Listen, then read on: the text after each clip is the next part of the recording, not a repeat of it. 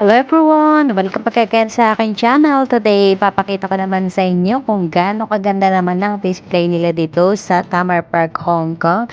Tama po kayo sa narinig ninyo. Nandito na naman tayo sa Tamar Park dahil napakaganda ngayon. Kita nyo sa likod ko. Ang daming mga itlog yan, ang mga Easter egg dahil Easter ngayon mga kaibigan. Baka late nyo na itong magpanood pero at least makikita ninyo kung hindi man kayo makarating dito sa Hong Kong, at least maipakita ko sa inyo kung gaano kaganda ang mga itlog at mga display nila dito.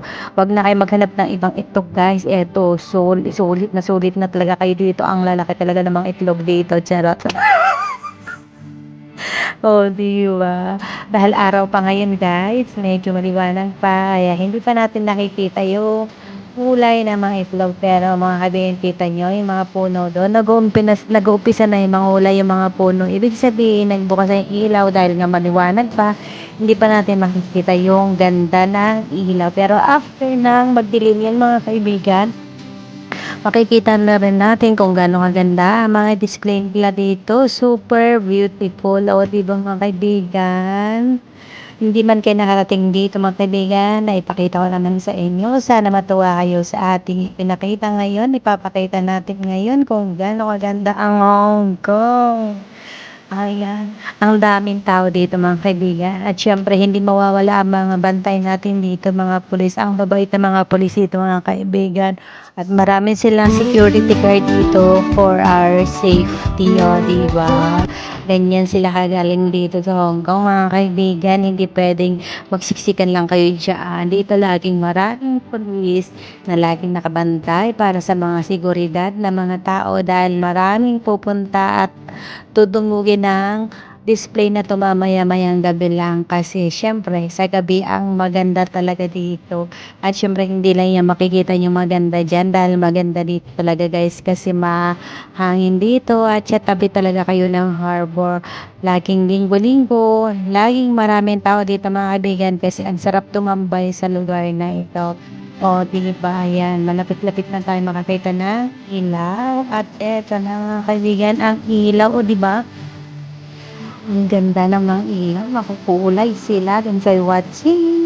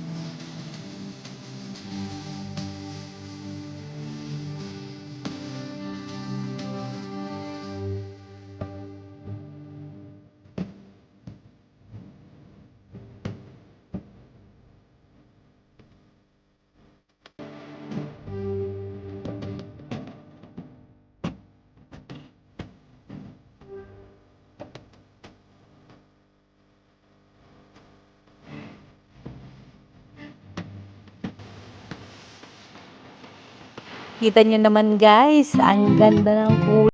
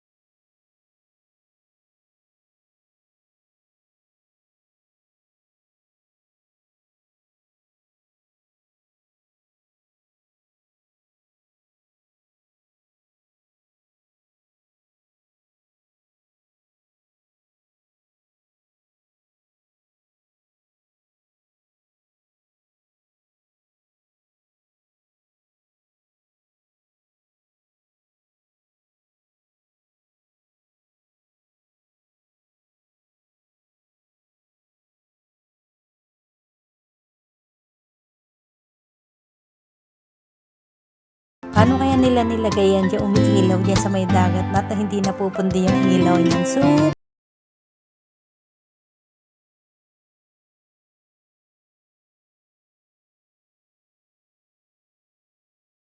dito mag-isip, ang galing nilang gawa ng mga ganyan. Alam niyo mga kaibigan, 2 weeks lang to tatanggalin na ulit yan. Ang bilis nila tanggalin ng mga display nila, no? At pagkatapos ng season naman, papalitan na naman nila ng ibang display dito. Kaya hindi ka talaga magsasawa dito sa Hong Kong kasi iba-iba talaga yung disenyo nila dito at display nila. At talagang, ay nako, uulit-ulitin mo, babalik-balikan mo ang isang lugar mga kaibigan, promise.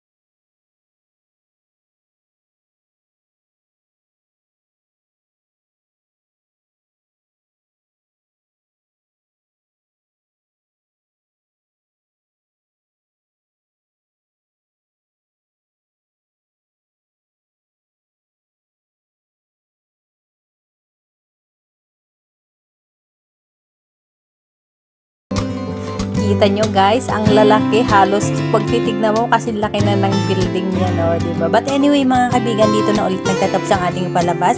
Meron pa tong karugtong mga kaibigan, mahaba ito kasi maraming pa tayong papakita sa inyo. Syempre, ang ganda ng kulay nila, no. Salamat sa inyong panonood. Hanggang sa muli. Sa mga hindi pa po nakapag-subscribe dyan, please don't forget to subscribe, like, and share. Thank you so much sa inyong lahat. Please don't forget to subscribe para mapanood ninyo ang next